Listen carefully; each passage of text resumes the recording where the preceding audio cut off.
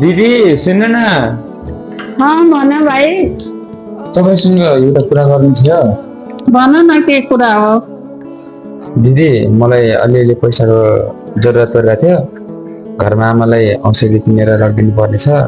हुन्छ बाबु, आज त छैन, एक दुई दिन पछि लग्नला। धेरै नै जरुरत पर्छ दिदी। अब सायद जरुरत नभएको भए त माग्नु होला।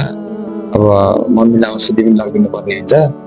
हुन्छ बाबु, हुन्छ भरे भोलिसम्म हालिदिनुला, के गरिदिनु होला मलाई।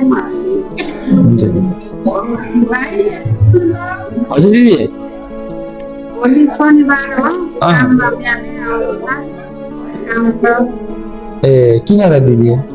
दार्जिलिङबाट गेस्टहरू आउँदैछ, त्यही भएर नास्ता खानाहरू तयार गर्नु छ। भोलि 10-11 बजी आइपुग्नुहुन्छ।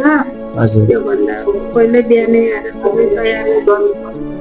ए हुन्छ दिदी। त्यसो भएपछि अब 10 बजेतिर आउनुहुन्छ भनेपछि 10 बजीसम्म म यहाँ काम गरिदिन्छु। नास्ता बनाइदिएर म उता घरतिर जान्छु नि। हुन्छ दिदी।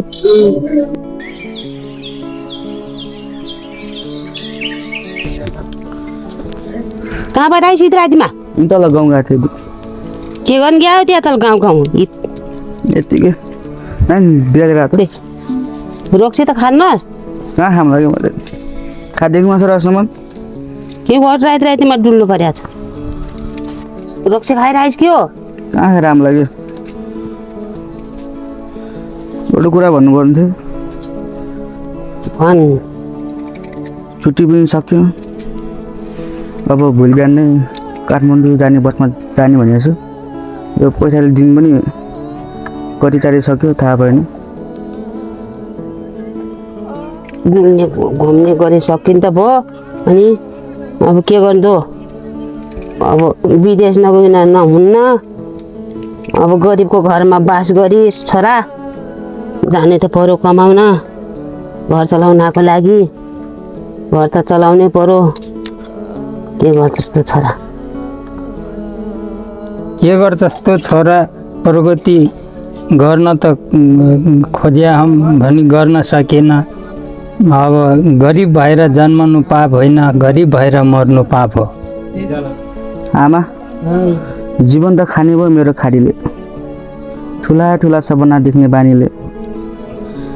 न त धेरै सम्पत्ति छ, न त मनमा शान्ति। धेरै दुःख पाइँदैछ आमा सपना देख्ने बानीले। हातको मैल जस्तै रहेछ पैसा। न त कमाउन सक्यो, न त जोगाउन। के गर्नु आमा, दुःख गर्नलाई विदेशै जानुपर्ने रहेछ। नेपालमा दुःख गर्छु भने नपाइने रहेछ। के गर्छस् त छोरा? जानै पर्ने रहेछ खाडीको बाटो। सरकारले उता नजा भनेन, राज्यले यता नागरिकै ठाने। हाम्रो हार गुहार सुन्ने आफन्त नै रहेनन्। स्वदेशमा हामी गरिबको कुरा कसले सुन्छ र? दलाल र राजनीतिको राज छ नेपालमा। घुस खाने र भ्रष्टाचारीको हात छ नेपाल। जन्मेदै थाप्लोमा थुप्रिएको ऋण राज्यको नासो। पाइलो राज्यलाई तिर्ने कर गरिबको घाँटीको पासो। आमा किन मलाई त दसैँ तिहार पनि नाइदिए जस्तो लाग्छ। यता आमाको हात चिर्पे, उता मेरो निधार। न त भाइ टिकामा बहिनीको हातबाट टिका लानु पाइन्छ, न त मनै खुसी हुन्छ। यो आमा यस्तै रहेछ परदेशको जिन्दगी। के गर्छस् त छोरा?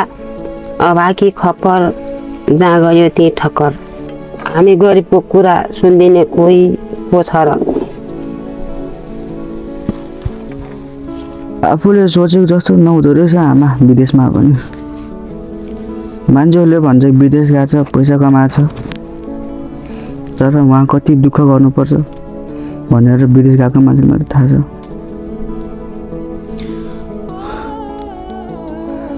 केही पनि गर्न सक्दिनँ आमा, केही पनि गर्न सक्दिनँ। नेपालमै बसेर के गर्छु भन्यो भने देशले हेर्दैन। आमा यदि म उति विदेशमा मऱ्यो भने के गर्नुहुन्छ? के भन्छ यसले? हे कति निराश हुनु भयो होला। जतिखेर नि पिल पिल पिल पिल पिल पिल दुःख सम्झेर हुन्छ? दुःख कसको घरमा हुन्न? ठुला ठुला मान्छे छन् हाम्रो गाउँमा, त्यही पनि गाहान त पढिदिनु परेको छ। हामी मात्र पढिदिनु परेको छ? गरिब मात्र भनेर हुन्छ? सबको पालो आउँछ, सब जानुपर्छ। भोलि पर्सि हाम्रो पनि पालो आउला। कुकुरको त पालो आउँछ भने हाम्रो आउँदैन त? अनि मलाई अरू कुरा केही पनि थाहा छैन। हेर्नु दाइ, यसपालि आउँदा चाहिँ मलाई आइफोन चाहिन्छ। ल ल हुन किनेर पठाइदिनु न तँलाई। साँच्चै? साँच्चै।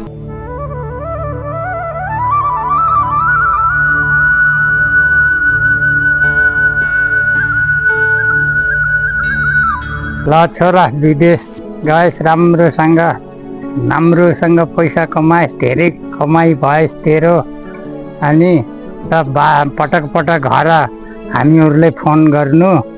अनि तेरो शुभ यात्रा होस् राम्रोसँग।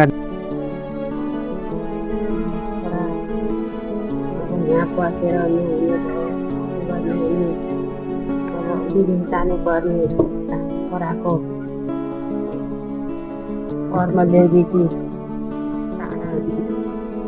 पानी परेको छ, कमाउनु परेको छ, कमाउनु परेको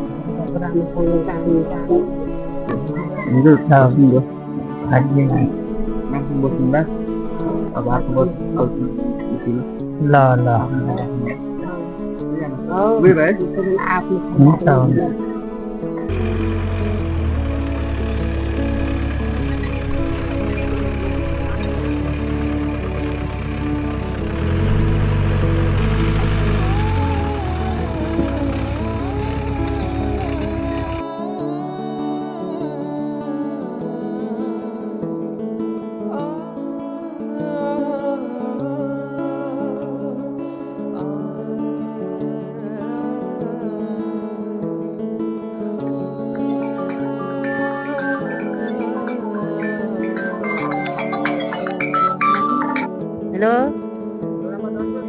दर्शन, भाग्यमानी भए बाबु। तरकारी सरकारी बनाउने गर्ला छु। बजारदेखि किन फोन पनि गर्दैनौ? कति यहाँमा त चिन्ताले कस्तो भए बाबु।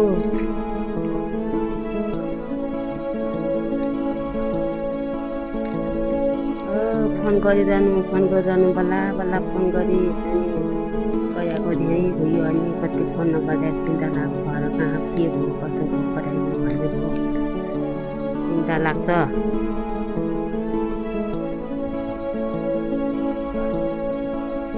आरामै छ बाबु। बाबु पनि सन्चै छ?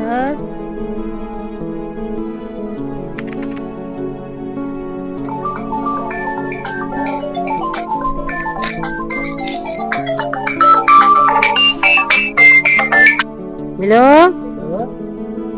हेलो, को बोल्नु भयो होला?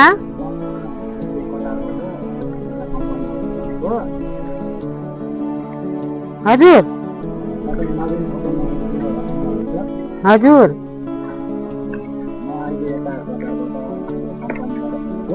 हजुर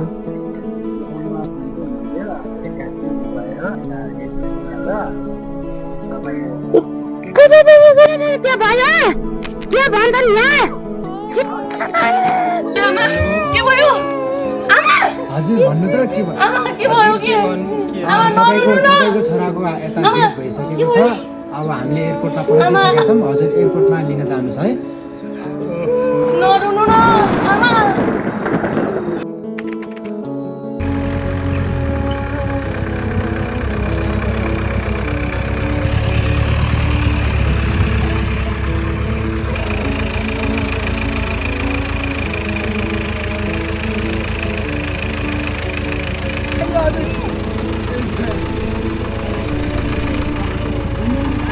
सँगै आफू लगेर गएको भाइलाई अब आफ्नो तरकारी ल्याउनु पऱ्यो। दुःख लागेको छ, के गर्ने खै अब सबैले पर्ने कुरा हो।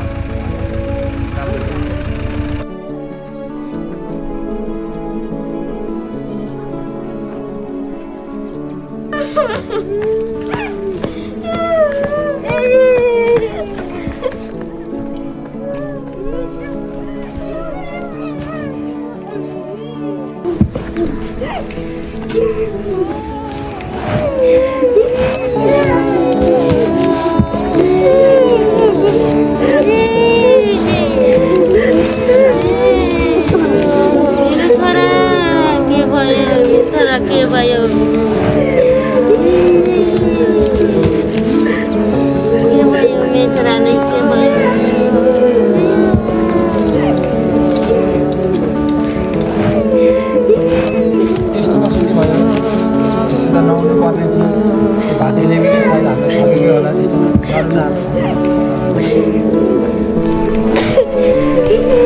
जातु नानी सेतो कपडा लिएर आइयो